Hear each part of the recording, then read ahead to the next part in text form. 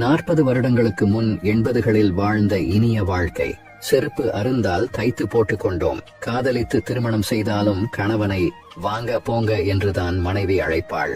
ஆணியில் மாட்டி கிழிந்த துணியை தைத்து உடுத்திக் கொண்டோம். முதல் நாள் கூட்டு, பொரியல், ரசம், சாம்பாரை சுண்ட செய்து பழங்கஞ்சியுடன் பருகினோம். எல்லா கல்யாணத்திலும் மதிய உணவு பிரதானமாக இருந்தது. வடை பாயசத்துடன் வீட்டு சொந்தங்களே பாசத்துடன் பரிமாறினார். ரயில் பயணத்திற்கு புளி சாதமும் எலுமிச்சை சாதமும் கட்டி சென்றோம். பெரும்பாலும் பேருந்தில் தான் போனோம். பள்ளி மாணவர்கள் குழந்தைகளாக இருந்தனர். இளையராஜா தான் எங்கும் ஒலித்தார். பாடல்களின் வரிகள் புரிந்தன.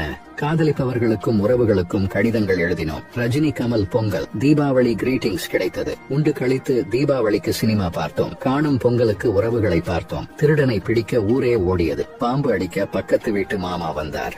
பக்கத்து வீட்டு பெரியவர்களுக்கு பயந்தோம். கல்யாணத்திற்கு உறவுகள் 2 நாள் முன்னரே வந்தனர். மானேஜராக பணிபுரிந்தாலும் தந்தை சைக்கிளில் தான் பவனி வந்தார். வெள்ளி அன்று ஒளியும் ஒளியும் பார்க்க ஆவலோடு காத்து கிடந்தோம். பழைய புத்தகங்களை பாதி விலைக்கு வாங்கி பாடம் படித்தோம். கைத்து கட்டிலை பெரியவர்களுக்கு கொடுத்துவிட்டு பாயில் படுத்து உறங்கினோம். எல்லாவற்றையும் விட காலை பொழுதுகள் ரம்மியமாக இருந்தது.